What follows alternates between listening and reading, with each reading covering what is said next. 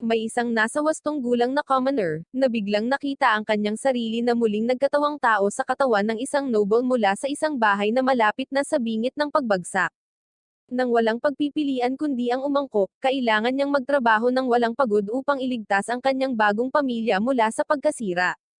Nagsisimula ang lahat ng ang walang pag-aalinlangan na lalaking ito ay nagmulat ng kanyang mga mata sa unang pagkakataon sa katawan ni Liam, isang batang noble. Habang nakaupo siya sa hapagkainan habang may marangyang salo-salo, lubos siyang nataranta, hindi maintindihan kung paano siya napunta roon, nang humihigop lang siya ng isang inumin sa isang bar pagkatapos ng mahabang araw sa trabaho. Pagtingin niya sa paligid, napatingin siya sa salamin at natakot nang makita ang mukha ng isang bata na nakatingin sa kanya pabalik.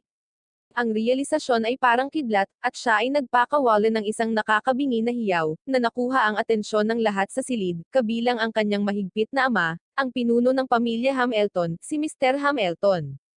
Kitang-kita ang inis at kahihiyan sa ginawa ni Liam, pinarusahan niya ito ng marahas. Ipinaalala niya kay Liam na, sa kabila ng pagiging ikalimang anak at hindi gaanong mahalaga sa kanyang mga kapatid, miyembro pa rin siya ng iginagalang na pamilyang Hamilton, at dapat kumilos ng may dignidad ng isang maharlika sa lahat ng oras.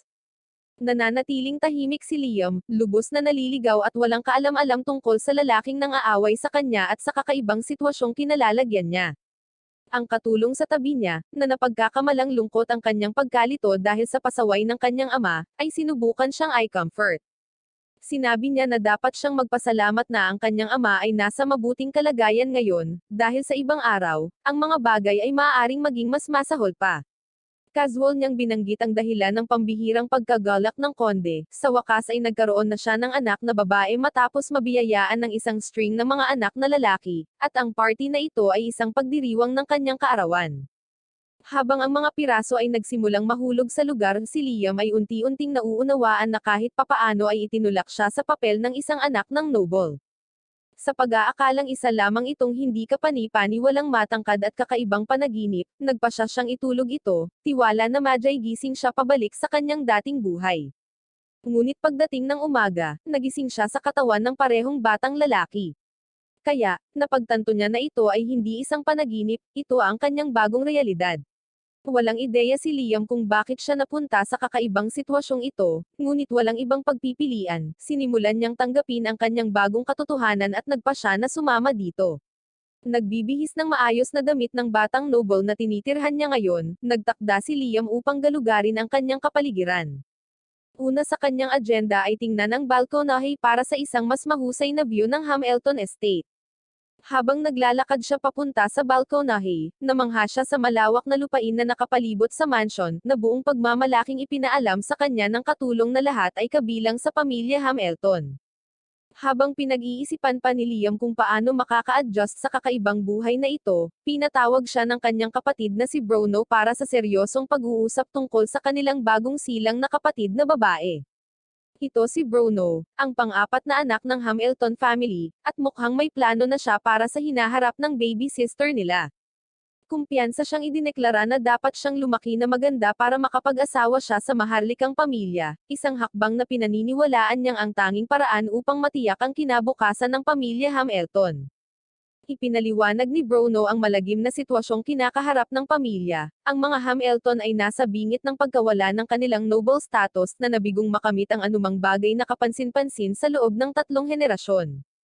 Ang kanilang ama, ang kasalukuyang pinuno ng pamilya, ay kumakatawan sa 3 henerasyon, at kapag siya ay nagretiro, ang pamumuno ay ipapasa sa isa sa mga anak sa ika-4 na henerasyon.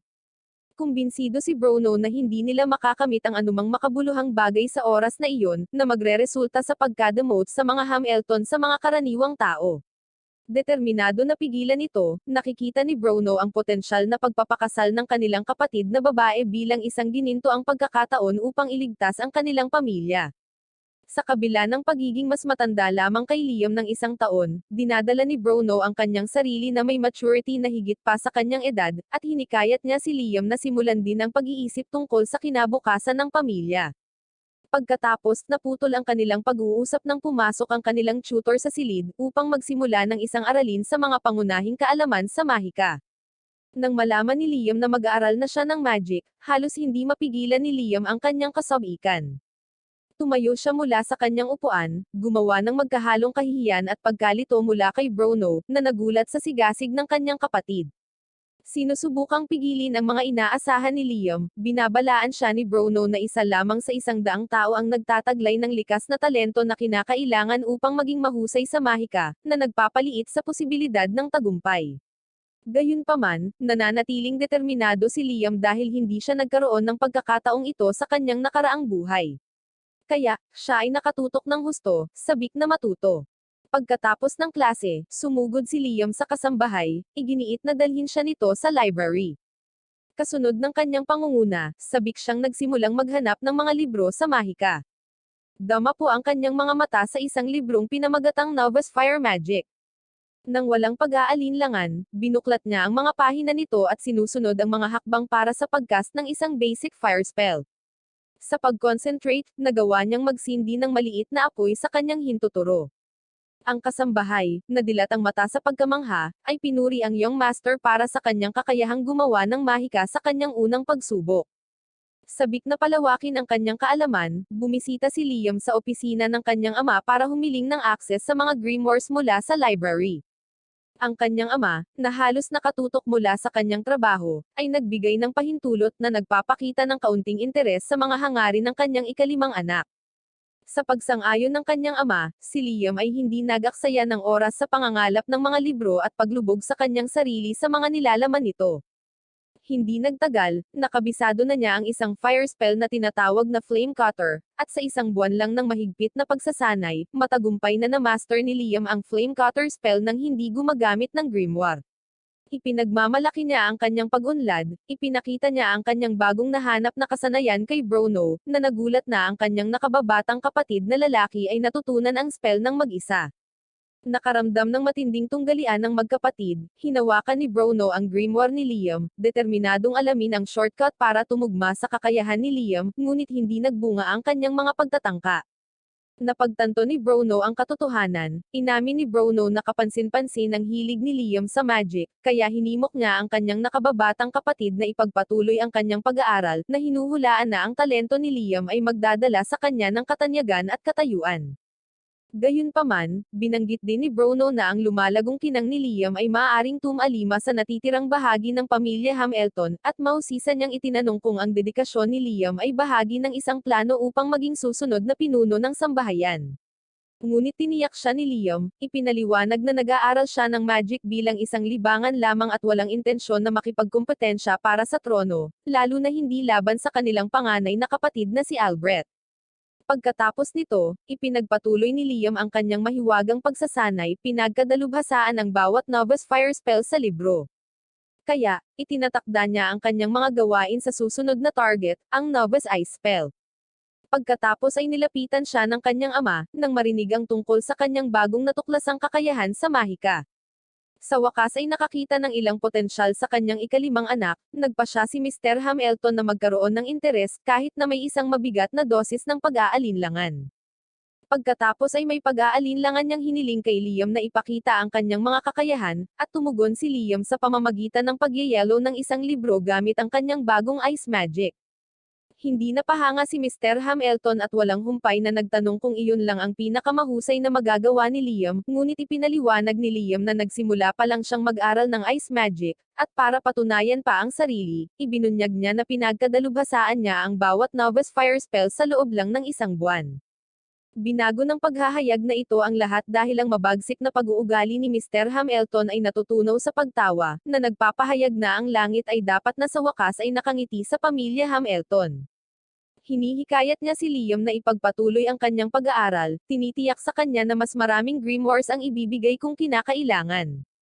At sa unang pagkakataon, naramdaman ni Liam ang tunay na suporta ng kanyang ama, at ang paghihikayat ay nag-aapoy ng mas matinding pagnanais na palaguin ang kanyang mga kakayahan. Nang maglaon, habang papunta si Liam sa kakahuyan upang magsanay, napansin niya ang isa sa mga mayordomo na bumubulong sa kanyang ama tungkol sa ilang masamang balita.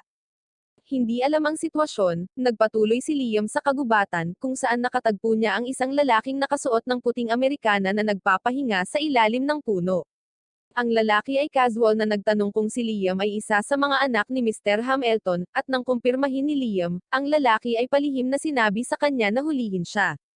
Pero nang makita niyang hindi alam ni Liam kung ano ang pinagsasabi niya, agad niyang ibinasura ang sariling komento, iniba ang usapan. Ang lalaki ay nagtanong tungkol sa grimoire ni Liam, at nang malaman niya na si Liam ay nagsasanay ng novice magic, nag-aalok siya na magturo sa kanya ng isang bagay na mas advanced. Agad siyang nagcast ng 5 magkakaibang spell ng sabay-sabay. Naintriga si Liam at buong pananabik na tinanggap, at ang lalaki, na humanga sa kawalan ng karaniwang pagmamataas ni Liam, ay pumayag na turuan siya ng ilang mga trick. Pagkatapos ay nagsimula siya sa sabay-sabay na spellcasting, ginagabayan si Liam kung paano gumawa ng mga magic circle gamit ang 2 kamay. Pagkatapos ay pinamamahalaan ni Liam na gumawa ng mga spell ng apoy mula sa bawat kamay, at tinuruan pa siya ng lalaki, na ipinakilala ang konsepto ng paghahagis ng 3 magic circle ng sabay-sabay. Ngunit habang pinagkadalubhasaan ni Liam ang pamamaraan, ang kanyang mga mahiwagang reserba ay kulang sa pagpapanatili ng spell. Sa kabila nito, ang lalaki ay nabighani sa hilaw na talento ni Liam, at casual na binanggit ang kanyang sariling kakayahang mag-cast ng hanggang 16 na spell ng sabay-sabay. Sa kasamaang palad, limitado ang oras ng lalaki, at nagsisisi siyang hindi niya naturuan pa si Liam.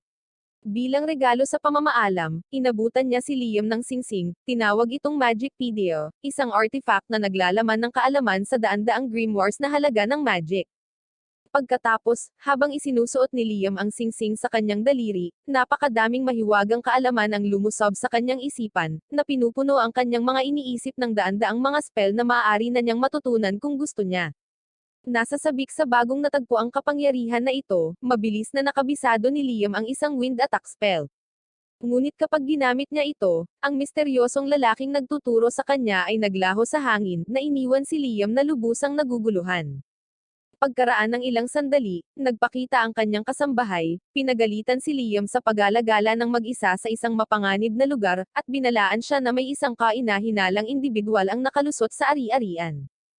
Pagkatapos ay binigay niya sa kanya ang isang libro sa Novice Summon ng Magic, isang regalo mula kay Mr. Hamilton, at bumalik sa bahay.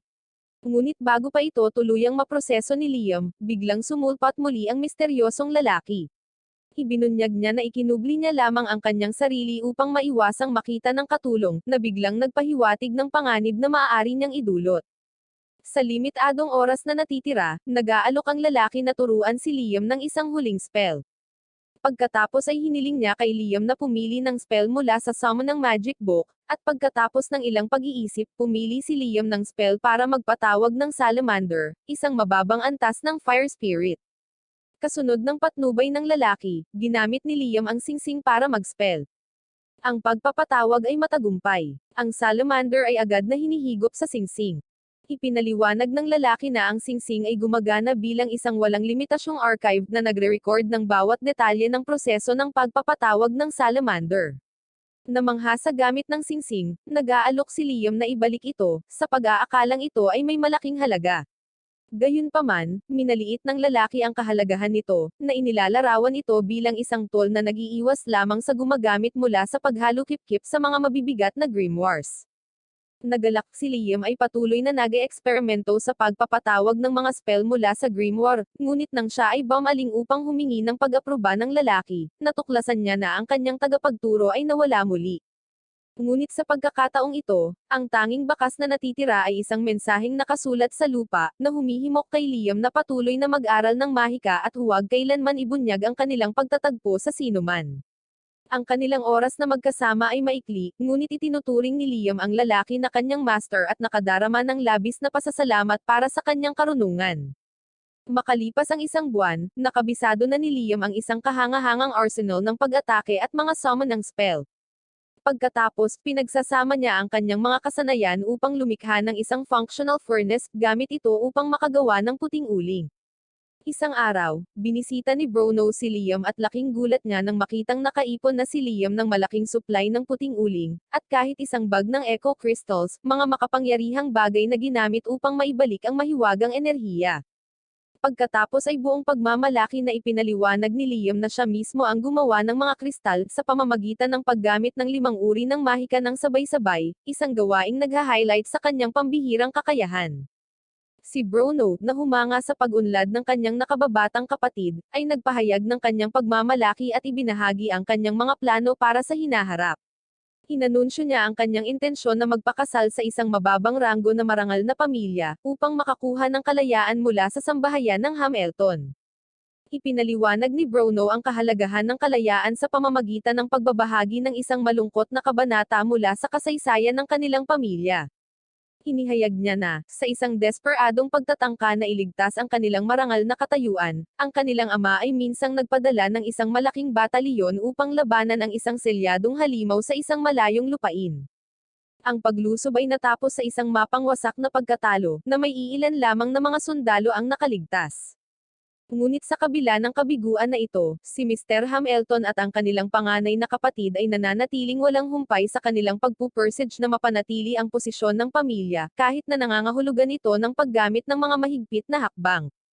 Sa takot na si Liam ay maakit sa mga pakanan na ito, hinikayat siya ni Bruno na hanapin din ang kalayaan.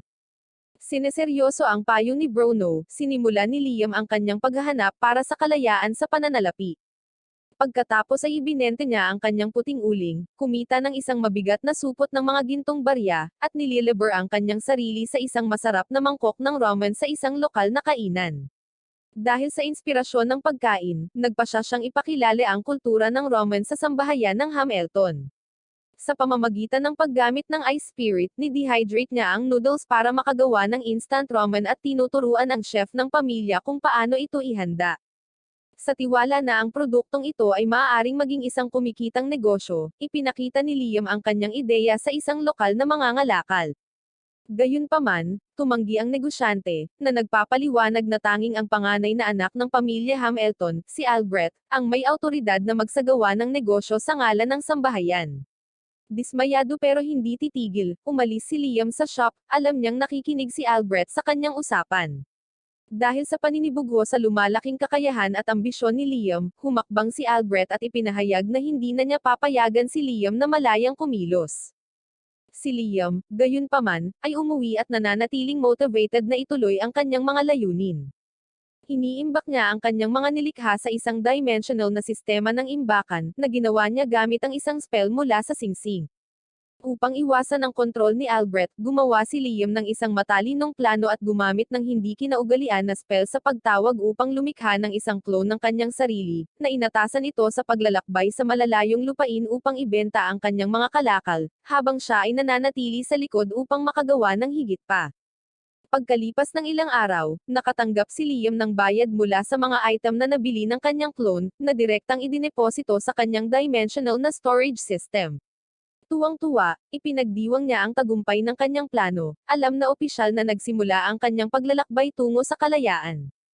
Kinabukasan, dumating si Liam sa Hunters Guild matapos na payuhan ng kanyang panganay na kapatid na si Albert. Sa pagpasok, napansin niya na ang guild ay mukhang magulo at masigla gaya ng narinig niya. Sa sandaling siya ay pumasok, ang mga mata ng mga batikang mangangaso ay lumingon sa kanya, ang kanilang mga ekspresyon ay puno ng pag-usisa at pag-aalinlangan. Ang isang mabangis na mangangaso ay nanunuya pa, na nagtatanong kung si Liam ay dumating upang magsagawa ng mga gawain para sa kanyang ina. Si Liam, na hindi nabigla sa mga panunuya ng mga hunters na ito, ay dumiretso sa isang mabangis na lalaki na sa tingin niya ay isang guildmaster. Tama ang intuisyon ni Liam dahil ipinakilala ng lalaki ang kanyang sarili, at agad na nakilala siya bilang si Liam Hamilton, na nagpapatunay na ipinaalam sa kanya ni Albert ang kanyang pagdating. Ngunit bago magpatuloy, ipinaliwanag ng Guildmaster na kailangang sumailalim si Liam sa isang pagsusulit upang matukoy ang kanyang naaangkop na klase, na tinitiyak kay Liam na ito ay karaniwang pamamaraan dahil pinipigilan nito ang mga bagitong mangangaso na mailagay sa mga ranggo na hindi nila kayang hawakan. Pumayag si Liam ng walang pag-aalinlangan, handang patunayan ang sarili. Upang simulan ang pagsubok, inutusan ng Guildmaster si Liam na mag-atake ng spell, na nagmumungkahi na maglaan siya ng oras sa incantation. Nalilitong itinanong ni Liam kung ano ang inkantasyon, at ang Guildmaster ay tumawa sa inaakala niyang biro ngunit mabilis na napagtanto na seryoso si Liam. Pagkatapos, sinabihan ng Guildmaster si Liam na direktang atakihin siya at huwag magpigil. Nagpasya si Liam na ibigay ang lahat, alam na ang pagsubok na ito ang magdedetermina sa kanyang ranggo. Nang may katumpakan at hilaw na lakas, naglunsad siya ng maraming blast sa paligid ng ulo ng Guildmaster, na iniwan ang lalaki na dilat ang mata na hindi makapaniwala. Ang mga nakapalibot na mga ngaso ay pare-parehong natigilan, na hindi makapagsalita sa sobrang tindi ng mahika ni Liam. Sa kabila ng pagkabigla, pinananatili ng Guildmaster ang kanyang kalmadong sarili at nagpasya na italaga si Liam sa isang B na ranggo, na kinikilala ang kanyang mga kahangahangang kakayahan.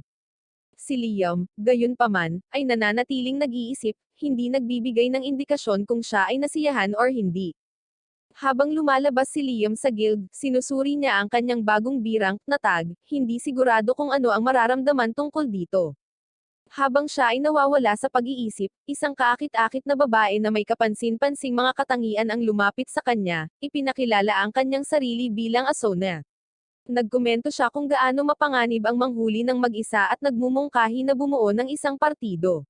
Namangha sa kanyang kagandahan, hindi kailanman pinalampas ni Liam ang isang pagkakataon at masigasig na sumang-ayon. Pagkatapos ay nakipagkamay sila para i-seal ang deal at sabay na umalis. Habang naglalakad ng magkasama, ipinaalala ni Liam kay Asona na hindi sila kumuha ng anumang trabaho sa Pangangaso mula sa guild. Ipinaliwanag ni Asona na ang mga trabaho sa Pangangaso ay itinatalaga lamang sa mga A-rank na mangangaso, at ang mga mangangaso na B-rank na tulad nila ay dapat maghanap ng mga mapanganib na halimaw ng mag-isa, tapusin sila, at ibalik sila sa guild para sa isang gantimpala. Habang nagpapatuloy sila, ang dalawa ay biglang tinambangan ng isang grupo ng mga halimaw na werewolves. Nang walang paraan para makatakas, halos mawalan ng lakas ng loob si Asone, ngunit nabawi ang kanyang kumpiyansa nang gamitin ni Liam ang kanyang mahika upang ilagay ang sarili nitong mga halimaw sa loob ng bibig ng mga lobo. Ang kanyang matalinong taktika ay nagiiwan sa mga werewolves na mawalan ng kakayahan at mapagod na nagpapahintulot kay Asone na ihatid ang mga huling atake. Matapos talunin ang lahat ng mga lobo, hinahakot nila ang kanilang mga nakuha pabalik sa guild. Ang kanilang pagganap ay nagiiwan sa iba pang mga mangangaso na masindak na nagpapakita ng kanilang sariling kakulangan. Maging ang guildmaster ay humanga, lalo na't nagawa nilang pabagsakin ang 42 na lobo ng mag-isa. Kinikilala ang kanilang potensyal, nag-aalok siya sa kanila ng isang aktwal na trabaho sa Pangangaso. Kasama sa misyon ang Pangangaso ng isang malaking halimaw na uod na maaaring makagambala sa pagdating ng isang mahalagang panauhin sa bayan mamaya sa araw na iyon. Habang si Asona ay nasa sabik na magkaroon ng kanilang unang tunay na misyon, nakatuon si Liam sa hamon ng pakikipaglaban sa mga halimaw na nilagyan ng mga mahiwagang bato, na nagpapalakas sa kanila kaysa sa mga ordinaryong halimaw. Pagkatapos, kapag nakatagpo nila ang halimaw na uod, mabilis na nagiging mahirap ang mga bagay-bagay, at sa kabila ng kanilang mga pagsisikap, tila walang gumagana, na nagiiwan sa kanilang dalawa na pagod. Kahit na si Liam ay sinubukan ang bawat spell sa kanyang arsenal, ngunit walang tila epektibo laban sa nilalang, na nagiiwan sa kanya ng pagkabigo at pakiramdam na walang kapangyarihan. Si Asona na nasaraan ng loob dahil sa kahirapan ng kanilang unang trabaho, ay nagbiro tungkol sa isang bulalakaw na babagsak sa halimaw upang wakasan ang kanilang paghihirap. Dahil sa inspirasyon ng kanyang komento, gumawa si Liam ng plano para tapusin ang nilalang para sa kabutihan. Pagkatapos, nakita natin na sa pamamagitan ng paggamit kay Asona bilang decoy, inaakit niya ang halimaw sa isang desyerto na lugar at ipinatawag ang kanyang kahon ng item upang maghulog ng napakalaking bato dito. Ang plano ay gumagana ng perpekto, at napupunta sila sa paggamit ng parehong taktika upang pabagsakin ang pangalawang halimaw na uod. Bumalik sila sa guild kasama ang parehong mga halimaw, at ang kanilang tagumpay ay muling nagpatulala sa guildmaster at iba pang mga mangangaso. Ang guildmaster ay namangha sa kung paano nila nagawang talunin ang dalawang kakilakilabot na nilalang sa napakaikling panahon. Habang ang iba pang mga mangangaso ay nananatiling nalilito sa kung paano nagtagumpay sina Liam at Asona na mapabagsak ang mga kakilakilabot na halimaw, si Asona na kailanman ang oportunista, ay sinubukang hikayatin ang guildmaster na dagdagan ang kanilang gantimpala. Itinuro niya na kung wala ang kanilang interbensyon sa pagtalo sa pangalawang halimaw na uod, ang mahalagang bisita ay maaaring nahaharap sa malubhang problema. Kinikilala ang bigat ng kanyang argumento, ang guildmaster ay sumang-ayon at nag-aalok na ay multiply ang kanilang orihinal na gantimpala sa 5. Si Asona ay kumikinang sa kasiyahan, ngunit si Liam, gaya ng dati, ay nananatiling walang pakialam. Kinalaunan ng araw na iyon, nagtitipon ang bayan upang hintayin ang pagdating ng mahalagang bisita. Habang nakatayo sa gitna ng karamihan, si Liam ay nilapitan ng kanyang nakatatandang kapatid na lalaki, si Albrecht, na pinupuri siya para sa kanyang mga kamakailang tagumpay sa guild. Pagkatapos ay hinimok siya ni Albrecht na ipagpatuloy ang kanyang pagsusumikap bago umalis. Ngunit si Asonat, na nagmamasid sa pakikipag-ugnayan, ay agad siyang binansagan bilang walang galang. Sumang-ayon si Liam, at binanggit na palagi siyang nakikita ni Albrecht bilang isang istorbo. Gayunpaman, naputol ang kanilang pag-uusap nang dumating ang mahalagang bisita, at habang dumaraan ang bisita sa karamihan, saglit niyang tinitigan sina Liam at Asonet, na iniwan siyang namamangha sa kanyang namumunong presensya. Nang maglaon, formal na ipinakilala si Liam sa bisita, na nagpahayag ng kanyang sarili na si James. Sa kanilang pag-uusap, nagkomento si James sa mga nagawa ni Liam, at binanggit niya na pamilyar siya sa ama ni Liam. Inilipat ang paksa, nagtanong si James tungkol sa singsing na taglay ni Liam, na sinasabing pag-aari ito ng isang taong kilala niya na nagngangalang Raymond. Nagulat si Liam, pero napagtanto na si James ay tumutukoy sa kanyang master. Noong una ay nagbiro si James na maaring pinaslang ni Liam si Raymond para kunin ang singsing, ngunit nang linawin ni Liam na si Raymond ang kanyang master, lumambot ang kilos ni James. Pagkatapos ay nagpapalitan sila ng mga kwento tungkol sa panahon ni Liam bilang estudyante ni Raymond, at nakita ni James na nakakatuwa ang mga anekdota. Naintriga sa potensyal ni Liam, nagpa siya si James na subukan ang kapangyarihan ng isang estudyanteng sinanay ni Raymond. Pagkatapos ay tinanong niya ang isang bantay na tinatawag na Simon, upang protektahan ang kanyang sarili mula sa pinakamalakas na pag-atake ni Liam. Karaniwan, hindi nag-aabala si Liam sa mga incantation, ngunit naalala niya nang nagbabasa siya na ang pag-enchant ay maaaring magpalakas ng kapangyarihan ng spell. Sa pag-iisip na iyon, ginagamit niya ang mga pangalan ng kanyang tatlong paboritong mga awit bilang pansamantalang incantation, at naglulunsad ng mga fire magic kay Simon. Sa una, ang magic barrier ni Simon ay tila matatag, ngunit ang walang humpay na mga magic sa huli ay nakapasok, na nagpatambos sa kanya na nawalan ng malay. Sa pagsaksi sa pagpapakitang ito, lubos na humanga si James sa mga kakayahan ni Liam, at bilang gantimpala, inaalok niya kay Liam ang titulo ng isang kabalyero, na nagbibigay sa kanya ng kalayaan na matagal na niyang ninanais mula sa kanyang pamilya. Nang maglaon sa araw na iyon, tinupad ni James ang kanyang salita at opisyal na ginawang kabalyero si Liam, umaasa na ang bagong status na ito ay makakatulong sa kanya na makaalis sa anino ng kanyang mga kapatid, at magukit ng sarili niyang landas. Pagkatapos ng seremonya, naging mausisa si James tungkol sa panahon ni Liam sa ilalim ng pag-aalaga ni Raymond. Alam niya ang pagiging pilyo ni Raymond, tinanong niya kung naging biktima ba si Liam sa mga kalokohan ng kanyang master. Ang tanong ay nag-trigger ng isang matangkad na alaala para kay Liam, at naalala niya ang oras na niregaluhan siya ni Raymond ng 100 kilo ng gold dust bilang regalo sa pagtatapos, para lang ihalo ito sa tubig sa isang lawa at gawin kay Liam na gawing perpekto ang kasanayan sa kahon ng item bago niya ito ma-access. Ang tila isang mapagbigay na regalo ay, sa katunayan, isang matalinong disguised na pagsusulit sa pagtatapos. Nang marinig ito, mabilis na naisip ni James na ang gold dust ay isang pang-abala lamang, at ang tunay na regalo ay malamang na nakatago sa malapit, bagaman hindi nakikita. Determinado na alisan ng takip ang katotohanan, muling binisita ni Liam ang lawa. Gamit ang kanyang kahon ng item, inaalis niya ang lahat ng tubig mula dito, na nagpapakita ng isang lawa na walang tubig. Habang siya ay gumagala sa tuyong lawa, pinag-iisipan niya ang misteryosong mga tagubili ng kanyang master. Pagkatapos ng ilang pag-iisip, gumawa ng plano si Liam. Maingat niyang inihiwalay ang gold dust mula sa lawa at ibinalik ito sa tuyong lawa na ngayon. Sa sandaling makumplito niya ang gawaing ito, isang nakatagong pinto ang nagpapakita ng sarili, na humahantong sa kanya sa isang silid sa ilalim ng lupa sa ilalim ng lawa. Pagbaba ng hagdan, natuklasan ni Liam ang isang liham at isang sinaunang aklat na naghihintay sa kanya. Ipinapaliwanag ng liham na ang aklat, isang pinakamataas na antas ng grimoire, ay ang kanyang tunay na regalo sa pagtatapos. Pagkatapos ay excited na kinuha ni Liam ang aklat, at napagtanto na naglalaman ito ng kapangyarihang ma-access ang isang ganap na bagong mundo. Naiintriga sa potensyal ng mahiwagang kapangyarihang ito, naglalaan siya ng oras sa pagsasanay ng mga spell nito, ngunit sa kabila ng mga paunang pagkabigo, nagpatuloy siya. Pagkatapos ng maraming pagtatangka, sa wakas ay nagtagumpay siya sa spell na nagbibigay ng isang napakalaking salamin.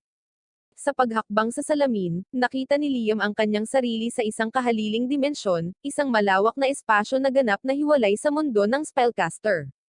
Nalaman din niya na ang puwang na ito ay lalago sa proporsyon sa kapangyarihan ng caster. Namangha si Liam sa mga kakayahan nito at alam din niya na, hindi tulad ng kahon ng item, ang espasyong ito ay maaaring maglagay hindi lamang ng mga bagay kundi maging ng mga tao, na nagbubukas ng larangan ng walang katapusang mga posibilidad. Sa sobrang pasasalamat, nagalak na nagpasalamat si Liam kay Raymond sa pag-iwan sa kanya ng napakalakas na regalo. Makalipas ang isang buwan, natagpuan ni Liam at Asona ang kanilang sarili na nakikipaglaban sa isang napakalaking halimaw na palaka. Sinubukan ni Liam na gumamit ng mga salamander ng apoy laban dito, ngunit ang pag-atake ay nagpapatunay na ganap na hindi epektibo. Sa halip, ang pag-atake ay nagpagalit sa palaka, na naghahanda na magpakawalan ng mapangwasak na pagsabog ng kidlat. Naramdaman ng paparating na panganib, inactivate ni Liam ang kanyang hindi makamundong kapangyarihan, hinayla si Asona sa kanyang kahaliling espasyo upang protektahan silang dalawa mula sa malakas na pag-atake ng palaka. Ang palaka ay tuluyang bumagsak dahil sa pagod, na nagbibigay kay Asona ng pagkakataon na ihatid ang pangwakas na atake. Kinuha nila ang magic stone ng palaka at ibinalik ito sa guild. Namangha ang guildmaster na nagawa nilang kumpletuhin ang A-rank na misyon, bagamat binibigyan niya si Liam ng halos lahat ng kredito, na pinawalang bisa ang tungkulin ni Asona. Nakakairita ito sa kanya, ngunit pinipigilan niya ito, pinili sa halip na tumuon sa kanyang pagnanais na lumakas at tumugma sa mga kakayahan ni Liam. Dahil sa sandaling iyon, iminumungkahi ng guildmaster na maging pamilyar si Asona kay Liam, na nagpapaliwanag na ang bond na ito ay ihahanay ang kanyang mga kapangyarihan sa kanya, at makabuluhang mapalakas ang kanyang mga kakayahan. Si Asona na labis na nasisiyahan sa ideya, ay agad na sumang-ayon. Sa kabila ng pag-iisip na maging pamilyar sa kanya, hindi niya magagawang tanggihan ang mga utos nito, at pabiro niyang idinagdag na wala siyang pakialam kahit na magpas siya si Liam na maging makulit sa kanya, na ginagawang awkward at nakakatuwa ang sitwasyon. Nang walang pagtutol mula sa alinmang partido, pumayag si Liam sa pagsasaayos. Ang guildmaster ay nagsagawa ng ritual, na nangangailangan ng pagkiss ni Asona sa likod ng kamay ni Liam. Sa sandaling mabuo ang bond, sumisikat ang kapangyarihan ni Asona, at nagkakaroon siya ng kakaibang kakayahan na nagpapahintulot sa kanya na gumalaw sa sobrang bilis ng tao, halos tulad ng flash. Ngunit habang humanga sa kanyang bagong nahanap na lakas, nananatiling may pag-aalinlangan si Liam tungkol sa pagiging epektibo ng pamilyar na kontrata sa pagpapalakas ng mga kakayahan ng napakabilis. Upang subukan ang kanyang mga pagdududa, nagpasya siyang subukan ito sa ibang tao. Pagkatapos ay inirekomenda ni Asona ang isang babaeng kilala niya na nagngangalang Judy, at nang gawing pamilyar ni Liam si Judy, ang pagbabago ay parehong nakakagulat. Biglang nagpapakita na mas bata si Judy, at nagkakaroon ng kakayahang magpagaling ng iba sa pamamagitan ng kanyang pagluluto. Makalipas ang mga araw, ipinatawag ni James si Liam sa kanyang mansyon na may balita tungkol sa pagdating ni Prinsesa Scarlet. Pinuri niya si Liam para sa kanyang mga kahangahangang tagumpay mula nang dumating sa bayan, na ipinaliwanag na ang mga tagumpay na ito ay nakakuha ng atensyon ng prinsesa. Pagkatapos ay ipinahayag ni James na ang prinsesa ay sabik na makita ang mga pamilyar ni Liam sa pagkilos at pagmasdan ng kanilang mga natatanging kakayahan.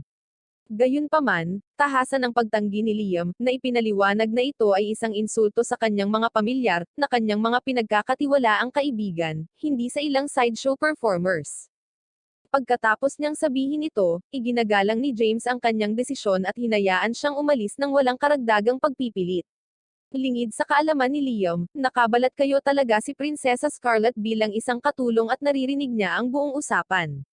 Nalilibang at naiintriga, buong kumpiyansa niyang ipinapalagay na si Liam ay hindi magkakaroon ng lakas ng loob na tanggihan siya kung direktang haharapin. Kinabukasan, ipinatawag si Liam upang makipagkita kay Prinsesa Scarlet ngunit sa pagkakataong ito ay hindi na siya nakabalat kayo, at ang kanyang buong presensya ay walang pag-aalinlangan tungkol sa kanyang awtoridad. Alam ni Liam na kailangan niyang mag-ingat sa kanyang mga salita. Pagpasok sa engranding palasyo, lumuhad siya sa harap niya, nag-aalok ng paggalang na hinihingi ng kanyang katayuan. Ngunit si Scarlet na hindi interesado sa mga formalidad, ay nag-utos na kumuha ng upuan para sa kanya. Hindi siya nag-aksaya ng oras na banggitin kung paano niya narinig ang tungkol sa kanyang mga gawa, ang pagkatalo sa isang armored caterpillar at, mas kahanga-hanga, isang higanteng polaka. Lalo siyang namangha na nagawa niyang pumaslang ng polaka nang hindi gumagamit ng high-level magic, isang gawang hindi pa nagagawa ng iba. Gayunpaman, ang kanyang tunay na interes ay nakasalalay sa kanyang mga pamilyar, at hiniling niya sa kanya na ipakita sa kanya ang kanilang mga kakayahan. Mabilis na napagtanto ni Liam na ginagamit ni Scarlett ang kanyang awtoridad para sumunod siya, ngunit hindi siya bibigay. Magalang ngunit matatag, tinanggihan niya ang kanyang kahilingan. Bahagyang naningkit ang mga mata ni Scarlett habang nagtatanong kung ang ibig niyang sabihin ay susuwayin ang direktang utos ng isang maharlika. Gayunpaman, naninindigan si Liam, anuman ang kahihinatnan, naninindigan na huwag gawing panoorin lamang ang kanyang mga kasama para sa kanyang libangan. Inaasahan ang galit or kahit na parusa, sa halip ay nagulat si Liam nang biglang humagalpak ng tawa si Scarlett. Natutuwa at nakakapresko ang kanyang hindi natitinag na mga prinsipyo. Siya ang unang taong nakilala niya na pinahahalagahan ang kanyang moral kaysa sa mga hinihingi ng awtoridad, at iyon ay isang bagay na hindi niya maiwasang igalang. Kaya, siya ay nalulugod at nagpasya na gantimpalaan siya sa lugar. Walang pag-aalinlangan, idineklara ni Scarlett na pagkakalooban si Liam ng titulong Baron. Lubos na nabigla si Liam, iginiit na wala siyang nagawa para makamit ang gayong karangalan. Ngunit si Scarlett na nagkagusto sa kanya, ay isinantabi ang kanyang mga protesta at sinabing siya ang prinsesa at kayang gawin ang anumang gusto niya. Itinuturo din niya na ang titulong ito ay titiyakin na mapapanatili ng kanyang pamilya ang kanilang katayuan at seguridad. Ngunit ang kanyang pagkabukas palad ay hindi nagtatapos doon. Sa isang marangal na pag-unlad, ipinakita niya sa kanya ang isang pamilyar na grimoire ng kontrata. Bagamat hindi siya makapaniwala sa titulo, pinupuno siya ng grimoire na iyon nang hindi mapigil ang pananabik. Lubos na nagpapasalamat kay Scarlett, umalis si Liam sa palasyo na may bukal sa kanyang hakbang, sabik na mabuksan ang mga lihim ng kanyang bagong regalo. Makalipas ang ilang sandali, habang nakaupo siya sa kagubatan at nagbabasa ng grimoire, nakita niyang medyo madaling gamitin ang mga spell sa loob, ngunit alam niya na hanggat hindi niya namamaster ang libro, hindi magiging permanente ang kanyang mga kontrata. Habang nagsasanay, bigla niyang napansin si Bruno na naglalakad palapit sa kanya. Nagulat si Liam dahil nagpakasal si Bruno at umalis ng bahay. Kaya, tinanong niya si Bruno kung bakit siya nandito, ngunit walang totoong dahilan si Bruno. Nais lang niyang bisitahin at tumambay kasama ang kanyang nakababatang kapatid, lalo na upang batiin ng personal si Liam sa pagiging Baron, na aniya ay isang malaking tagumpay. Nagbiro pa nga si Bruno na nahihigitan na ngayon ni Liam ang kanilang ama, ngunit hindi maintindihan ni Liam ang ibig niyang sabihin dahil ang kanilang ama ay isang konde, at siya ay isang Baron lamang. Pagkatapos ay ipinaliwanag ni Bruno na habang ang mga baron ay karaniwang mas mababa ang ranggo kaysa sa konde, hinahati ng bansang ito ang mga maharlika sa dalawang kategorya, ang mga nagmamana ng kanilang mga titulo at ang mga kumikita sa kanila sa pamamagitan ng mga nagawa. Naturally, ang mga maharlika na nakakuha ng kanilang mga titulo ay itinuturing na mas kahanga-hanga. Hindi ito alam ni Liam pero kahit narinig niya ito, wala siyang pakialam dahil ang focus niya lang ay ang pag-aaral pa ng magic. Nang maglaon, habang naglalakad si Liam sa mga bulwagan ng palasyo, nadatnan niya si Albert at binati ito, ngunit tuluyang hindi siya pinapansin ni Albert. Kaya, naiwan si Liam na nalilito, nagtataka kung bakit parang galit na galit si Albert. Sa parehong oras, galit na galit si Albert dahil hindi niya kayang isipin na kahit papaano ay nalalamangan na siya ng kanyang nakababatang kapatid. Pagkatapos, habang naglalakad, narinig niya ang dalawang kasambahay na nag-uusap tungkol sa mga nagawa ni Liam, at ang papuri nila kay Liam ay nag-aapoy lamang sa kanyang galit. Lumapit siya sa kanila, sumisigaw na kung sa tingin nila ay napakahusay ni Liam, dapat silang huminto at magtrabaho para sa kanya. Mabilis na napagtanto ng mga kasambahay na nagseselos si Albert kay Liam, kaya humingi sila ng tawad at sinubukan itong pakalmayan. Ngunit hindi tumigil doon si Albert. Tinatanong niya kung talagang naniniwala sila na mas mahalaga si Liam kaysa sa kanya. Ang mga kasambahay, na sabik na manatili sa kanilang mga trabaho, ay kinakabahang tiniyak sa kanya na syempre, siya ay mas mahusay kaysa kay Liam. Bahagyang napatahimik ngunit galit pa rin, lumayo si Albert determinadong patunayan na siya ang mas mabuting anak. Nanunumpa siya na may gagawin siya para ipakita sa lahat na mas nararapat siyang kilalanin kaysa kay Liam. Kinabukasan, nakipagkita si Liam kina Asona at Judy sa bayan. Silang tatlo ay mabilis na naging sentro ng atensyon, karamihan ay dahil hindi maikakailang napakaganda nina Judy at Asona. Bilang isang resulta, ang bawat lalaki sa karamihan ay nanlilisik kay Liam na parang siya ang pinakaswerte at pinakakinasusuklaman na lalaki sa mundo. Hindi pinapansin ang mga titig, iminumungkahi ni Liam na opisyal silang bumuo ng isang partido. Nilinaw niya, gayunpaman, na hindi niya sila pipilitin sa anumang bagay na ayaw nilang gawin. Pero buti na lang at walang tutol kahit Asona or Judy kaya pumayag silang magsama. Pagkaraan ng araw na iyon, ang bagong nabuong partido ay tumungo sa kagubatan para sa isang misyon. Sa panahon ng misyon, umatake si Judy gamit ang kanyang arrow at nakuha ang isang perpektong shot na tinamaan ng isang lobo sa leeg. Habang ang lobo ay bumagsak, si Asona ay nagmamadaling pumasok at tinapos ito ng malinis na hampas ng kanyang espada. Si Liam, humanga sa bilis ni Asona, ay pinuri siya, na napansin kung gaano siya kabilis mula nang maging pamilyar siya. Tumanggo si Judy, na itinuro na ang kanyang paningin ay bumuti ng malaki mula nang ibalik siya ng kontrata sa kanyang mas bata na sarili. Nagbibiro din siya na wala na siyang pangmatandang vision. Si Liam pagkatapos ay mausisa na nagtanong kung ang pagkakaroon ng mas mahusay na paningin ay palaging isang magandang bagay, at tiniyak ni Judy sa kanya na ito ay, lalo na dahil siya ay isang archer. Bilang isang hudyat, itinaas ni Liam ang kanyang kamay at ginawaran ng enhancement spell ang mga mata ni Judy, na nagpalakas pa ng kanyang paningin. Ngayon, nakikita na niya ang higit pa sa posibleng mangyari. Nang mapansin ito ni Asona, naintriga siya at tinanong si Liam kung ano ang ginawa niya. Ipinaliwanag ni Liam na ito ay isang pangunahing pagpapahusay na spell upang mapabuti ang paningin ni Judy. Siya ay nasa sabik at agad na hiniling sa kanya na magbigay ng katulad na spell sa kanya.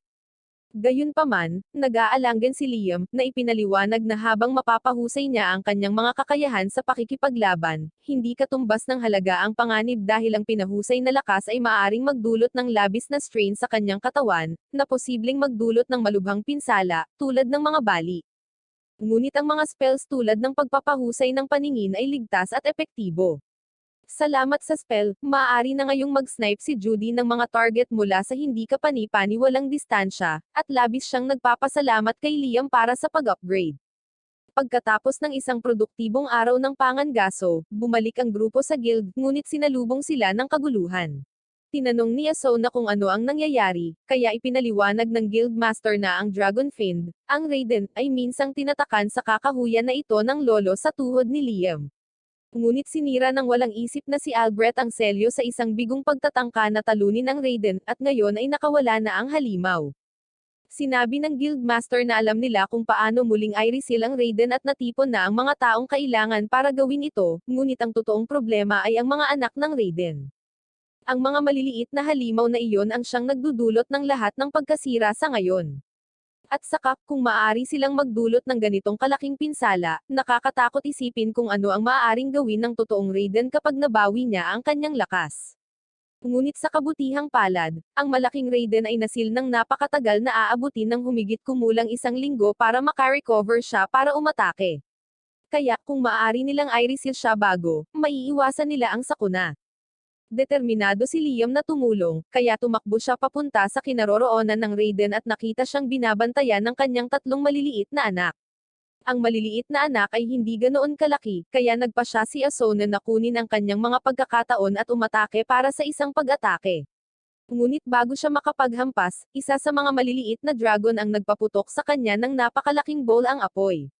Bahagya siyang umiwas, ngunit ang puno sa likod niya ay ganap na nasira. Pagkatapos ay sinubukan ni Liam na gamitin ang kanyang mga magic missiles upang salakayin ang maliliit na dragon, ngunit sila ay naglulunsad ng mga bowl ang apoy, na kinansela ang kanyang spell. Napagtantong hindi sapat ang kanyang pinakamalakas na pag-atake, nagsimulang makaramdam si Liam ng pagkahina. Ngunit pagkatapos ay naaalala niya na mayroon siyang huling trick na maaari niyang subukan. Sinabi ni Liam kay Asona na kunin si Judy at tumakbo. Kahit na nag-aalangan sila, nakinig sila at umatras. Ang mga maliliit na dragon pagkatapos ay diretsyong sumugod kay Liam, ngunit bago sila makarating sa kanya, binuksan niya ang isa pang gate ng mundo, na lumikha ng isang portal. Ang maliliit na dragon, na hindi makahinto sa oras, ay nahulog sa gate at nakulong sa loob ng ibang dimensyon. Nagulat ang Guildmaster na nagawa ni Liam na talunin ang tatlong maliliit na dragon ng mag-isa, ngunit si Liam, na nagulat din, ay umamin na ito ay isang tsambo lang. Ngayong hindi nabanta ang maliliit na dragon, nananawagan ang Guildmaster sa lahat na simulan muli ang proseso ng pagsil sa Raiden. Sa pagsisimula ng paghahanda, bumalik sina Asuna at Judy sa tabi ni Liam, at nakahinga siya ng maluwag nang makitang hindi sila nasaktan. Nagtanong sila tungkol sa spell na ginamit niya upang harapin ang mga maliliit na dragon, at ipinaliwanag ni Liam na ito ay isang dimensional na spell na lumilikha ng isang hiwalay na espasyo. Sinabi rin niya na hindi na sila babalik dahil sa kanyang kasalukuyang antas, anumang bagay na nakulong sa loob ng kanyang dimensional spell ay mabubur kapag nagsara ang gate. Katatapos lang magpaliwanag ni Liam, isang boses ang umalangaw-ngaw sa kanyang isipan, at sa isang kisap mata, hinayla siya sa kamalayan ng Raiden. Sa loob ng isip ng dragon, binati siya ni Raiden, tinutugunan siya bilang isang tao na may napakalaking kaluluwa, at hinihiling na malaman kung sino talaga siya. Nalilito si Liam, na nagpapahiwatig na siya ay isang ordinaryong tao lamang, pero halatang hindi naniniwala si Raiden sa kanya. Napansin ng dragon na ang kaluluwa ni Liam ay nakapaloob sa isang linya, na nagpapalalim lamang sa misteryo. Napagtatanto kung ano ang maaaring ibig sabihin ni Raiden, naalala ni Liam ang kanyang muling pagkakatawang tao sa katawan ni Liam Hamilton at nagtataka kung may alam si Raiden tungkol dito. Gayunpaman, walang sagot si Raiden, at ang alam niya ay ang buhay ni Liam ay tiyak na magiging pambihira. Gumagawa siya ng isang nakakagulat na panukala, nag-aalok si Raiden na samahan si Liam, na nangangakong hindi magdadala ng anumang pinsala sa kanya or sino man sa paligid niya. Sa halip, nangako siyang tutulungan si Liam na lumago at pinuhin ang kanyang mga kakayahan. Si Liam ay hindi nakakaramdam ng anumang puot mula kay Raiden at naiintriga sa alok, ay sumang-ayon sa deal. Pagkatapos, sa isang iglap, ang katawan ni Raiden ay nagsimulang matuno, at ang kanyang diwa ay hinihigop sa kaluluwa ni Liam, na nagiiwan ng isang kumikinang na markang hugis dragon sa kamay ni Liam.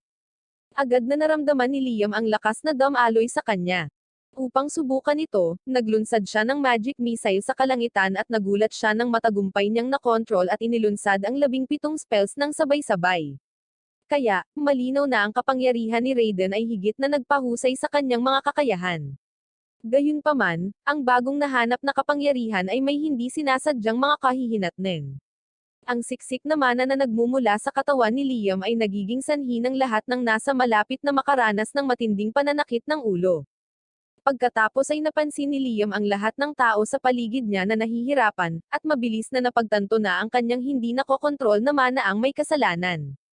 Kaya naman, agad niya itong pinigilan at humingi ng tawad sa kanyang kawalang ingat. Upang ipakita ang kanyang katapatan, nag-aalok siya sa Guildmaster ng 10 kilo ng gold dust at nagmumungkahi na gamitin ito upang mabayaran ang mga gastos sa paggamot para sa mga nasugatan sa labanan. Kinagabihan, nakipagkita si Liam sa kanyang ama, na nagpapahayag ng taos-pusong pasasalamat. Ang mga aksyon ni Liam ay hindi lamang napigilan ang sakuna, ngunit naibsan din ang pinsalang dulot ng kawalang ingat ni Albert. Binanggit din ng kanyang ama na si James ay nasa bayan pa rin, kaya ang balita ng mga nagawa ni Liam ay malamang na makakarating sa Royal Capital sa lalong madaling panahon. Nang gabing iyon, natutulog si Liam na pagod, ngunit nagising siya kinaumagahan na may sorpresa, 2 bagong spell ang nagpakita sa kanyang isipan. Kaya, excited siyang sumugod sa labas para subukan ang mga ito. Pagkatapos ng ilang oras ng trial at error, matagumpay niyang nagawa ang isang spell, na tinawag ang isang maliit na Raiden. Pagkatapos ay natuklasan niya na hindi pa ito handa sa labanan, ngunit sa mas maraming pagsasanay plano ni Liam na gawin itong kapaki-pakinabang sa labanan. Kaya, ito ngayon ay mas tulad ng isang cute na alagang hayop. Pagkatapos, habang nakikipaglaro si Liam sa maliit na Raiden, lumapit si Prinsesa Scarlet nang hindi napapansin, nakita siyang gumagamit ng mahika. Nakilala niya agad ito bilang banal na salamangka. Bagamat alam na niya na si Liam ay may talento, ang paghahayag na maaari siyang gumamit ng banal na mahika sa kanyang edad ay nagpasindak sa kanya. Gayunpaman, hindi iyon ang dahilan kung bakit nandito si Scarlet. Dumating si Scarlet para ihatid ang reward ni Liam sa pagkatalo sa Dragon Fin. Habang umaasa siyang bigyan siya ng mas mataas na marangal na titulo, ang iba pang mga maharlika ay tumutol sa isang walang lupang lalaki na mabilis na ma-promote. Ngunit sa halip, iginawad niya sa kanya ang Order of the Phoenix, 3 klase. Pagkatapos, bago umalis, hiniling niya kay Liam na ipaliwanag ng eksakto kung paano niya natalo ang dragon, dahil maaaring kailanganin niyang ideklara itong pambansang bayani, depende sa mga detalye. Ngunit natakot si Scarlett nang umamin si Liam na sinipsip niya ang dragon fin. Pansamantala niyang pinagdududahan ang lahat ng iniisip niya tungkol sa kanya, ngunit pagkatapos ay naaalala niyang nakita siyang gumamit ng banal na mahika, na nagpapalubha sa kanyang paghatol. Sa huli, binalaan niya si Liam na panatilihing mahigpit na lihim ang katotohanan tungkol sa Raiden. Kinabukasan, dumating ang isang kaban na naglalaman ng 3,000 gintong barya bilang hush money. Naguguluhan si Liam sa pagpipilit ni Scarlett sa paglilihim ngunit nagpa siya na gawin ito, hindi sigurado kung bakit napakapanganib ng paghahayag na ito. Nang maglaon, ipinatawag ni James si Liam sa kanyang mansyon para sa isang pag-uusap, at sabik na nagtanong kung totoo ba na natuto siyang gumamit ng banal na mahika. Gayunpaman, si Liam ay natigil sa isang dilema. Hindi niya maihayag ang katotohanan dahil sa pangako niya kay Prinsesa Scarlett na iniwan siya sa isang awkward na lugar. Napansin ni James ang pag-aalinlangan ni Liam at nilinaw niya ang kanyang mga intensyon, tiniyak kay Liam na ang kanyang pananabik ay nagmumula sa tunay na paghanga sa mga nagawa ni Liam. Tiniyak pa niya kay Liam na ang kanyang mga nagawa ay nagpatibay sa kanyang lugar sa marangal na pamilya. Gayunpaman, ibinunyag ni James ang pinagmulan ng kanyang pag-uusisa, nagpadala si Prinsesa Scarlett sa pamilya ni Liam ng gantimpala para sa pagkatalo sa dragon nang hindi kumonsulta sa hari. Higit pa rito, sinabi ng mga saksi na ang dakilang dragon fin ay naging isang nakakabulag na liwanag at pumasok sa katawan ni Liam. Batay dito, ipinapalagay ni James na si Liam ay dapat na bumuo ng isang kontrata sa dragon fin na nakakuha ng kakayahang gumamit ng banal na mahika. Si Liam, na tumanggap na ng patahimak na pera mula kay Prinsesa Scarlett para ilihim ang mga detalye, ay gustong makabuo ng isang kapani-pani walang kasinungalingan. Sa kasamaang palad, ang kanyang kakulangan ng pagkamalikhain ay nakakakuha ng mas mahusay sa kanya, at siya ay naglalabas ng katotohanan ng walang anumang mapahamak na presyon. Dahil sa kahihiyan, inamin ni Liam na natutunan niya ang ilang mga banal na spell, at humihingi ng paumanhin kay Prinsesa Scarlett sa pagiging napakasamang tagapagtago ng lihim. Si James, gayunpaman, ay nasa sabik sa katapatan ni Liam at hiniling sa kanya na ipakita ang mga spell na natutunan niya, dahil ito ay magbibigay sa kanya ng mas mahusay na pag-unawa sa mga talento ni Liam. Kaya, sumunod si Liam at gumamit ng banal na spell na tinatawag na All Clear kay James, na nagpapaliwanag na inaalis nito ang lahat ng status ailments, kabilang ang lason at petrification. Ang mga epekto ay kaagad. Naramdaman ni James ang kadalisayan ng mahika, at sinabi nito na hindi nakakagulat na ang banal na salamangka ay kilala bilang magic ng mga Diyos. Upang bigyan si Liam ng mas malalim na pag-unawa sa banal na reputasyon nito, sinimula ni James na isalaysay ang maalamat na kwento ng digmaan ng 3 dakilang dragons. Sa sinaunang digmaang ito, 3 maringal na dragon ang nagsagawa ng walang humpay na labanan para mabuhay. Isang araw, ang digmaan ay biglang natapos na ang isang dragon ay nagtagumpay laban sa iba. Sinasabi ng mga alamat na ang tagumpay nito ay dahil sa isang taong gumagamit ng banal na salamangka sa ngalan nito. Ang kwento ay nagpatuloy upang ilarawan kung paano ang matagumpay na dragon ay bumuo ng isang bond sa isang tao. Sama-sama, ginamit nila ang banal na salamangka para magtatag ng isang bansa, walang iba kundi ang mapayapang tinatawag na tahanan ngayon ni Liam. Bagamat marami ang maaaring ipagpalagay na ang dragon ay nagpakasal sa tao at nagkaroon ng mga anak, si James ay may ibang pananaw. Ipinagpalagay niya na ang dragon ay hinihigop ng tao, tulad ng pagsipsip ni Liam sa dragon fiend na si Raiden at naging isa dito. Ang parerola na ito ay tila nililaki ni Liam ang mismong alamat sa likod ng pagkakatatag ng kanilang bansa, na labis na nag-aalala kay James, hindi lang para kay Liam kundi para sa kanyang buong pamilya. Kung talagang isa si Raiden sa 3 magagaling na dragon na pumasok sa isang malalim na slumber pagkatapos na humiwalay sa pinili nitong tao, na nangangahulugang tinatakan ng pamilya Hamilton ang orihinal na tagapagtatag ng kanilang bansa, ang gayong pagkilos ay makakasira sa kanilang makasaysayang tagumpay, na posibleng humantong sa pagkawala ng pamilya ng kanilang noble status ng buo. At hindi iyon ang pinakamasama nito. Dahil sa kung gaano katagal na selyuhan si Raiden, maaari itong magtanim ng sama ng loob at magplanong gumanti sa bansa para sa inaakalang pagtataksil nito. Bagamat hindi ito ang katotohanan, nahaharap ngayon si Liam sa monumental na hamon na patunayan ito. Determinado, pinag-isipan niya ang pag-uusap nila ni Raiden at tiniyak kay James na walang masamang hangarin ang dragon.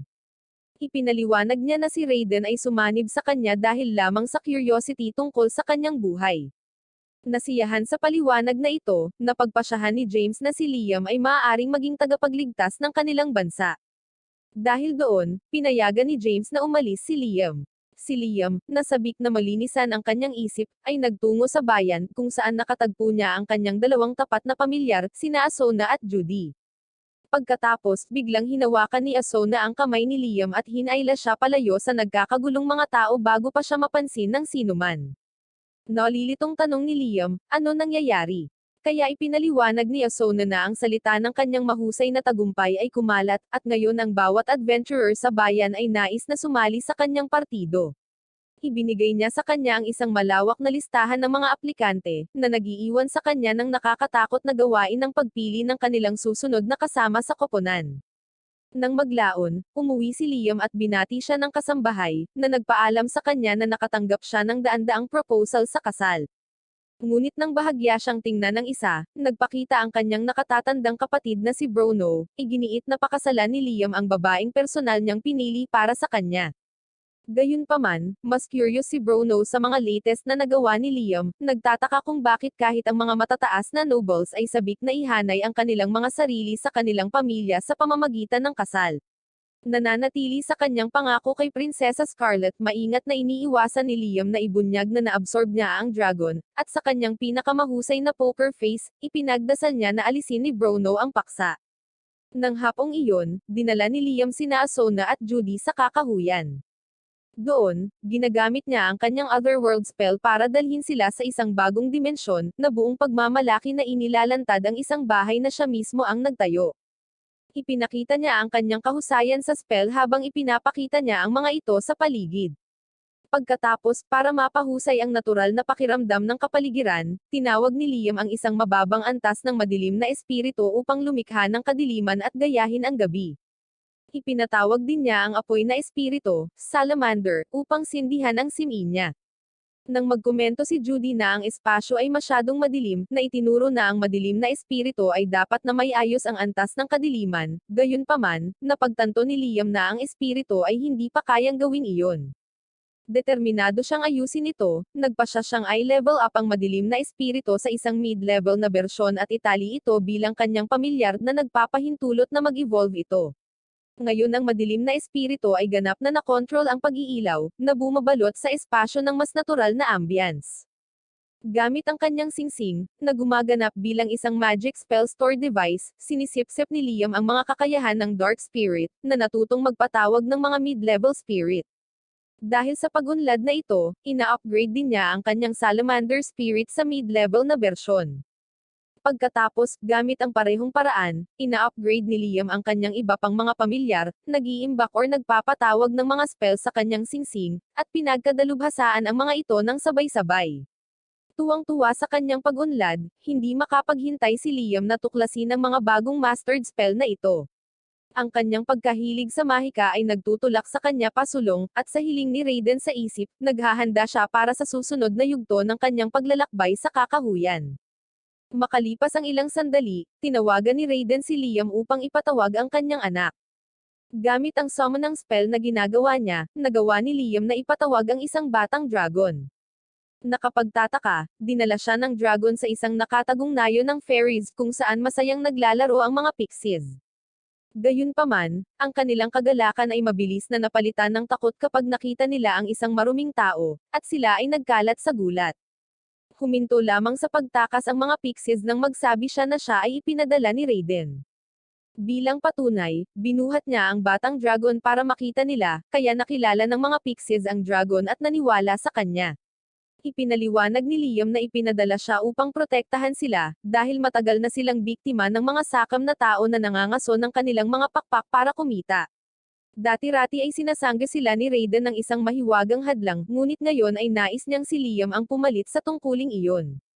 Upang magsimula, nag-contract si Liam ng isang contract spell sa isa sa mga pixies at pinangalanan siyang Rina.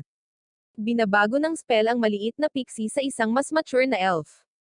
Ang iba pang mga pixies ay namangha, at maging si Raiden ay tila nagulat sa hindi inaasahang ebolusyon na ito.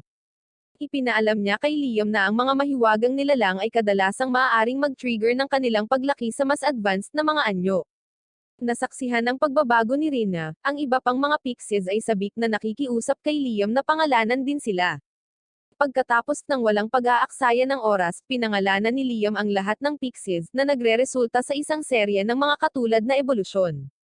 Sa sobrang pasasalamat, ang mga nagbagong elf ay lubos na nagpapasalamat sa kanya at ipinahayag pa nga ang kanilang katapatan at pagmamahal sa kanya, na gustong tulungan siya bilang kanyang pamilyar.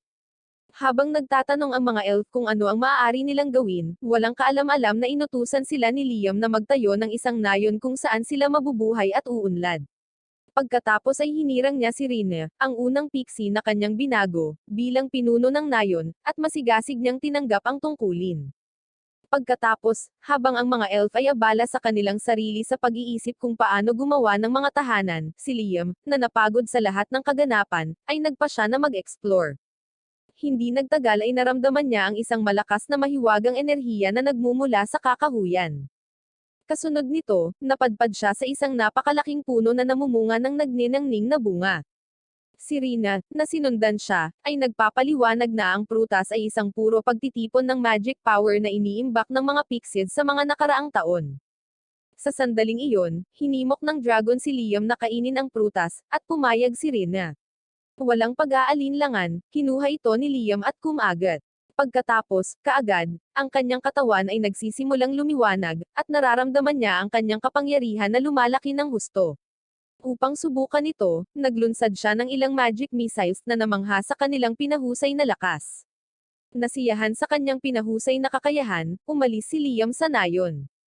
Kinabukasan, bumalik si Liam upang tingnan ang progreso ng mga elves at agad na nadismaya sa kanilang hindi magandang kakayahan sa pagbuo.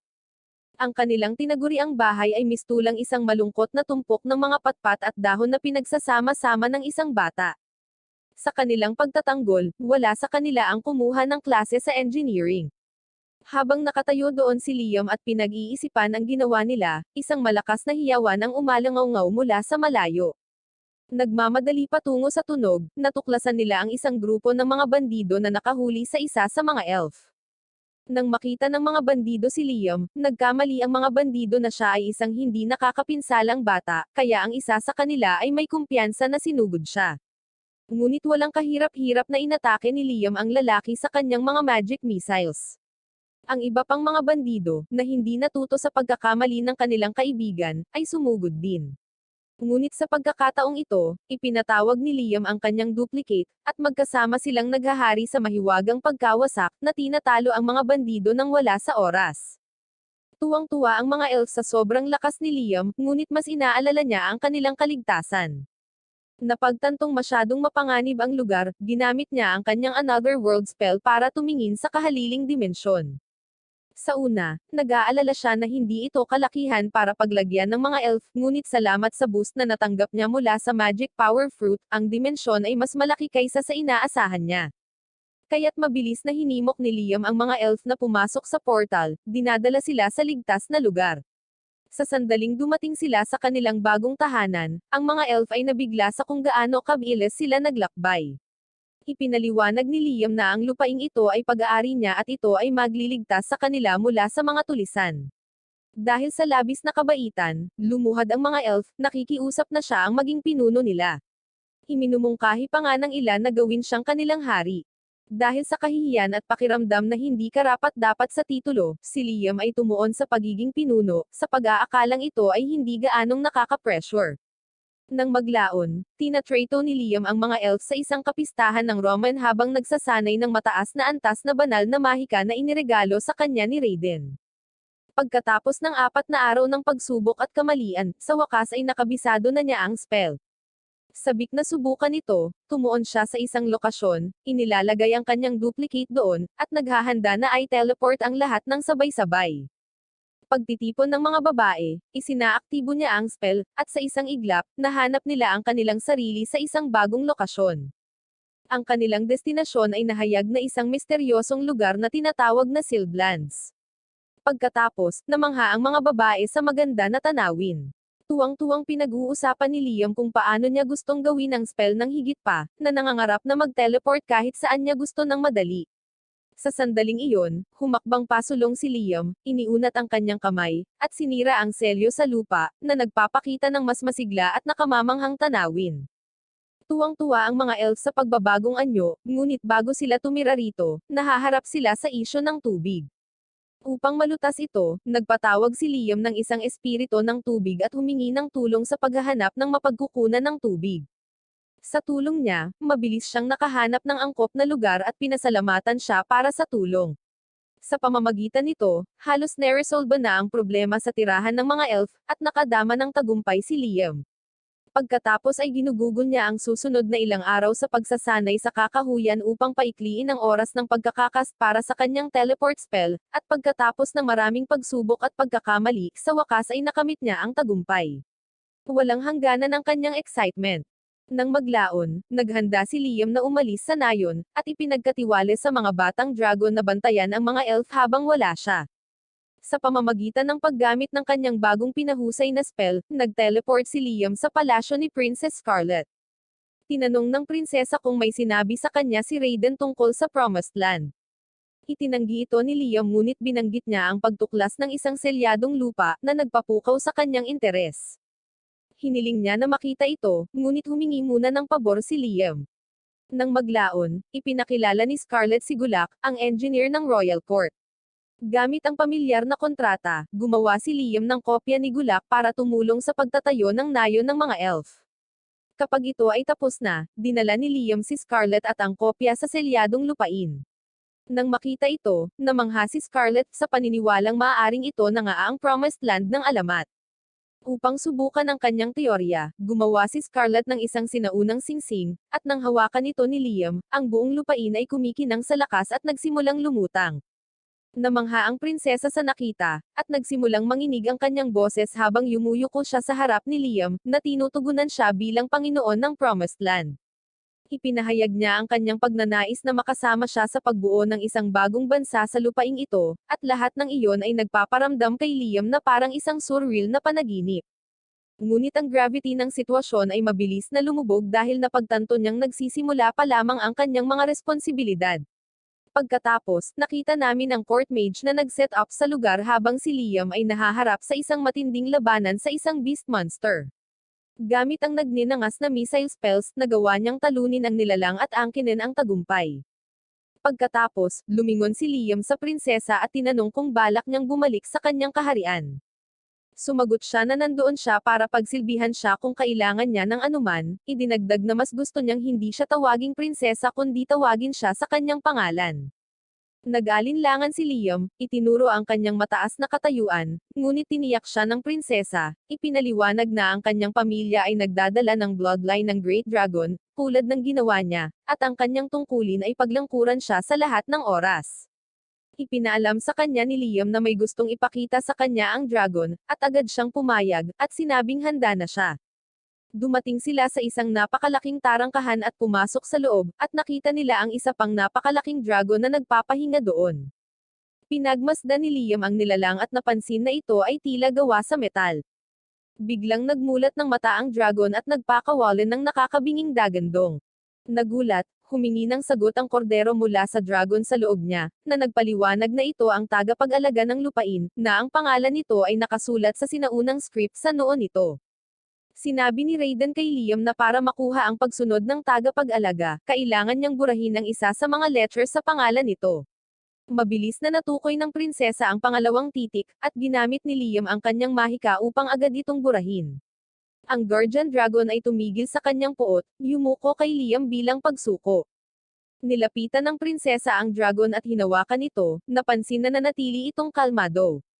Ipinaliwanag niya kay Liam na nakilala ng dragon ang bloodline ng dragon na dumadaloy sa loob niya.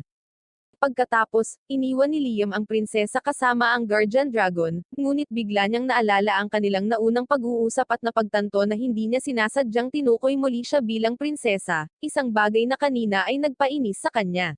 Mabilis na inayos ang sarili, sa halip ay tinawag niya itong Scarlet. Ngumiti ito ng matamis sa kanya, tiniyak sa kanya na mananatili siya sa piling ng dragon para pangalagaan ito hanggang sa tuluyang gumaling ang mga sugat nito. Pagbalik sa bayan, naisip ni Liam kung gaano kakaiba para sa isang prinsesa na kusang paglangkuran siya. Ang dragon sa loob niya ay nagkomento na ito ay hindi kakaiba, kung isasaalang-alang ang hindi kapani-paniwalang kapangyarihan na taglay ngayon ni Liam. Biglang namataan ni Liam ang usok na umuusbong mula sa direksyon ng ginagawang nayon, kaya walang pag-aalinlangan, gumamit siya ng teleportation spell para magmadaling pumunta sa pinangyarihan. Pagdating niya, nakita niyang wasak na ang nayon, at may dalawang diwata na lumapit sa kanya, puno ng pag-aalala ang kanilang mga mukha. Ipinaliwanag ng isa na ang mga werewolves ay umatake, sinisira ang lahat ng bagay sa kanilang landas. Ilang sandali pa, nagpakita ang mga werewolves, umuungal habang nakaharap kay Liam. Humakbang pasulong ang kanilang pinuno, sumisigaw na ang lupain ay sagrado at walang karapatang manirahan doon ang mga diwata. Lumapit si Liam sa pinuno, mahina hong iminungkahi na pag-usapan nila ang mga bagay-bagay, ngunit hindi siya pinansin ng werewolf at sumalakay ng walang babala. Mabilis na hinarang ni Liam ang welga at naglaho, muling nagpakita sa likod ng werewolf at hinampad siya ng isang spell na ikinasugat niya. Sa halip na tapusin ang werewolf, gumamit si Liam ng healing spell, na ikinagulat ng lahat. Pagkatapos ay isiniwalat niya ang batang dragon na pinoprotektahan niya, na ikinagulat ng mga werewolf. Tinanong ni Liam ang pinuno kung may kaugnayan sila sa mga dragon, at ipinaliwanag na ang lupaing ito ay nasa ilalim ng proteksyon ng dragon. Idinagdag niya na ang mga diwata ay nagsilbi sa mga dragon, at dahil dinala niya ang kanilang kapangyarihan, sila na ngayon ay nagsilbi rin sa kanya. Ang pinuno ng werewolf na napagtanto ang kanyang pagkakamali, ay ibinaba ang kanyang ulo sa panghihinayang. Pinapanatag siya ni Rina at iminungkahi na siya, at ang kanyang mga kasamahan ay bumuo ng isang kontrata upang pagsilbihan si Liam tulad ng ginawa ng mga diwata. Ngumiti si Liam at nagpakilalang si Liam Raiden. Kaya, tinanong ng pinuno ng werewolf kung magagawa ba ni Liam para sa kanila ang ginawa niya para sa mga diwata. Tumanggo si Liam, ipinaliwanag na dahil minsan na silang nagsilbi sa mga dragon, bibigyan niya sila ng parehong proteksyon. Pagkatapos ay ginawa ni Liam ang spell, na binago ang mga werewolves sa isang bagong anyo, at nagulat. Ang unang werewolf na nagbago pabalik ay isang kapansin-pansing magandang babae.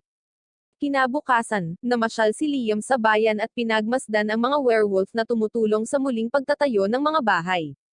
Ang isa sa kanila, na nagngangalang Chris, ay sabik na tumakbo sa kanya, niyakap siya ng mahigpit at masigasig na ibinalita na sinusunod nila ang kanyang mga utos na ayusin ang pinsala. Pinaalalahanan siya ni Liam na sila ang naging sanhi ng pagkawasak noong una, kaya humingi ng paumanhin si Chris, ngunit tiniyak ni Liam na walang isyo dahil nagtatrabaho sila ngayon upang ayusin ito. Pagkatapos ay sinulyapan niya ang isa sa mga nasirang gusali, at sinabi na sana ay magkaroon siya ng spell para hindi ito masira muli. Iminungkahi ng dragon sa loob niya na maaari siyang lumikha ng gayong spell. Nagulat si Liam at nagtanong kung paano ito gagawin. Kaya, ipinaliwanag ng dragon na kailangan niyang ilarawan ng detalyado ang proseso ng construction, at gamitin ang kanyang mahika ng naaayon. Isinasapuso ni Liam ang payo, at naisip ni Liam ang prosesong maingat na binalak sa kanyang isipan at ginawa ang spell upang subukan ito. Hiniling niya kay Chris na subukang basagin ang isang wooden beam. Sinuntok ni Chris ang wooden beam, naputol ito sa dalawa, ngunit sa kanyang pagkabigla, agad itong nanambalik sa orihinal nitong estado. Nagulat siya sa pagiging epektibo ng spell.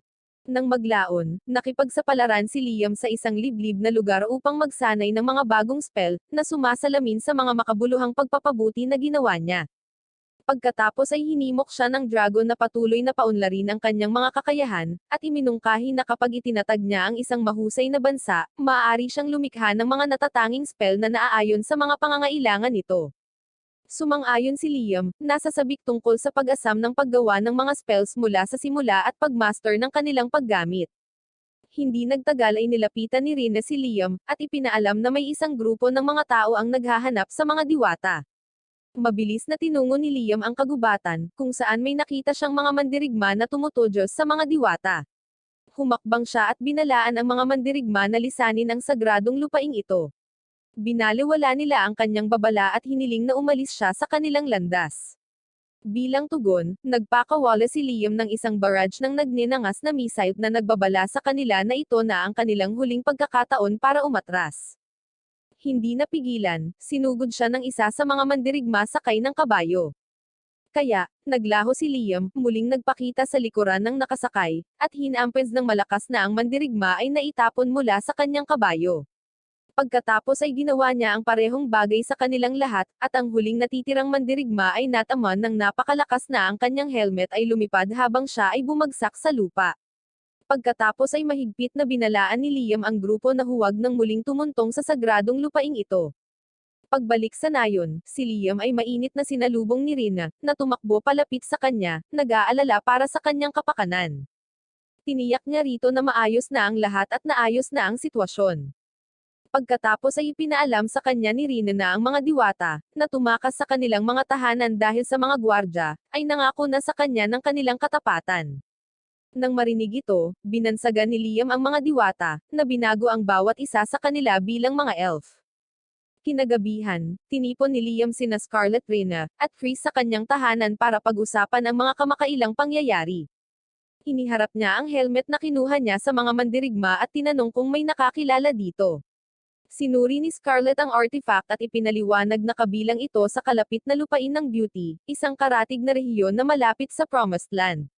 Binalaan niya si Liam na maraming kalapit na teritoryo ang nagnanais sa Promised Land, at ang helmet na ito ay malamang na ebidensya ng kanilang lumalaking interes. Napagtanto ni Liam ang pagkaapurahan ng pagbuo ng isang bansa upang matiyak ang kanilang lupain. Pinaalalahanan siya ni Scarlet na ang isang bansa ay nangangailangan ng tatlong pangunahing elemento upang magtagumpay: lupain, tao, at awtoridad. Tiniyak niya sa kanya na mayroon na silang lupain, at ang salita ng kanyang mga gawa ay natural na maaakit ang tapat na populasyon. Kinilala ito ni Liam ngunit itinuro ang pangangailangan para sa isang hukbo upang magtatag ng awtoridad, at ipagtanggol ang kanilang bagong bansa. Si Chris ay humakbang pasulong, nangako na siya at ang mga werewolf ang hahawak sa depensa, na hinimok siyang huwag mag-alala. Kinabukasan, dumating ang isang sugo mula sa lupain ng Beauty, na may dalang mensahe mula sa kanilang prinsipe. Iminungkahi ng prinsipe ang isang alyansa at kasal sa pagitan ni Liam at Prinsesa Scarlet. Inaalala ang mga naunang pahiwatig ng dragon tungkol sa koneksyon ni Scarlet sa mga dragon, naging kainahinala si Liam. Tinanong niya ang sugo kung nakilala na ba niya noon si Scarlet, at kinumpirma ng sugo na nakatagpo na niya ito ng maraming beses na ikinagulat ni Liam. Lumalim ang kanyang mga hinala, ngunit pinili niyang itago ang mga ito sa kanyang sarili sa ngayon, gamit ang isang telepatikong spell upang makipag-usap ng pribado kay Scarlet. Napagtanto ni Liam ang kanyang payo kung paano tumugon sa panukala. Si Scarlet ay may kumpiyansa na hinimok siya na tanggapin, na nagpapaliwanag na anuman ang tunay na intensyon ng prinsipe, ang alyansa ay magliligtas sa kanila ng mahalagang oras at magdadala ng makabuluhang estratehikong benepisyo. Pagkatapos ay bumaling si Liam sa sugo at tinanggap ang panukala, ngunit sa kondisyon na bibigyan siya ng 1 taon upang ihanda ang lupain upang maging karapat-dapat sa prinsesa. Sumang-ayon ang sugo at umalis. Habang pinapanood siya ni Liam na umalis, ang dragon sa loob niya ay nagkomento na ang alyansang ito ay mangangailangan ng makabuluhang pagsisikap at paghahanda, ngunit sa kabila nito, nadama ni Liam ang labis na pagmamalaki at kaligayahan sa kanyang pagsulong tungo sa pagtatatag ng bansang kanyang pinapangarap. Dumating si Liam sa kaharian, naghihintay sa kanyang duplicate na makipagkita sa kanya. Magkasama silang nawala, direktang nag-teleport sa tirahan ni Scarlet.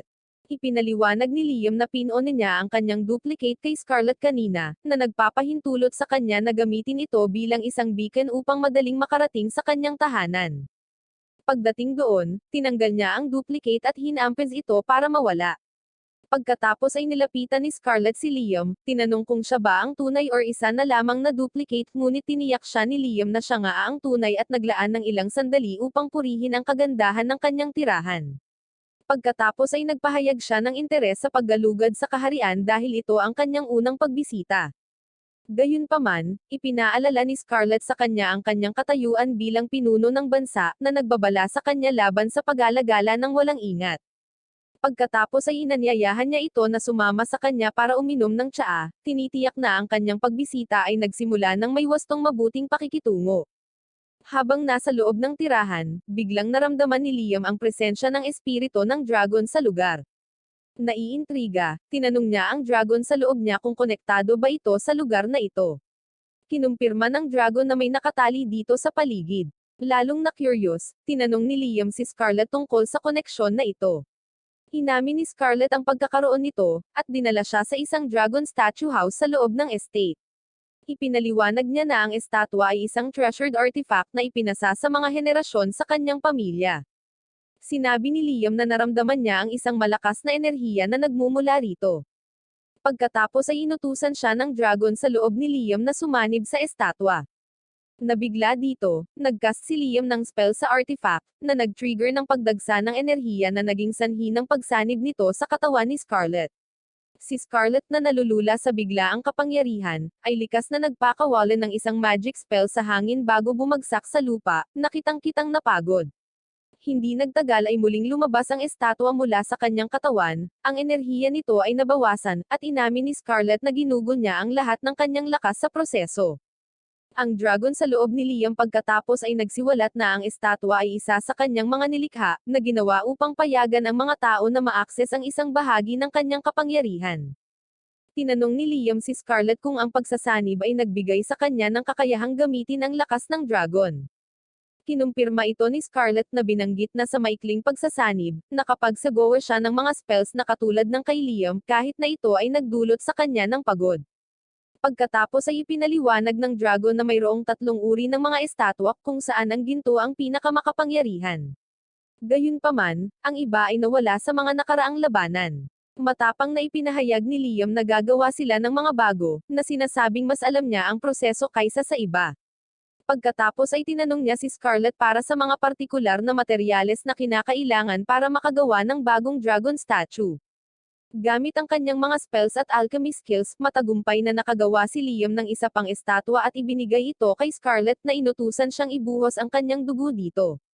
Nang gawin niya, ang estatwa ay sumanib sa kanya at sa dragon, na nagbigay kay Scarlett ng access sa mga kapangyarihan nito. At sa pagkakataong ito, nagpatawag siya ng isang sagradong palason na tumama ng napakalakas ngunit hindi siya nasaktan. Siya ay namangha sa protection na kalasag na inihambing ito sa isang buhay na nilalang. Sinundan ito ni Liam ng pagcast ng spell sa estatwa, at pinangalanan itong Aris, patron ng labanan.